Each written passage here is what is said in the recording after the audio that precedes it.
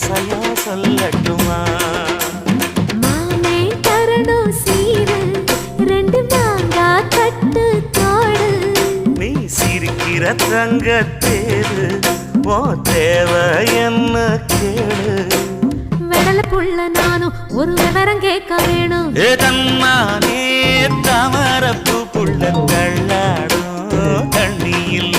ஏ தாமர பூத்திருச்சே மாமா தாவணி வாங்கி வாங்க. ஊரெல்லாம் கூட்டிக்கிட்டு வருவேனே மேளங்குட்டி. ஏ தன்னா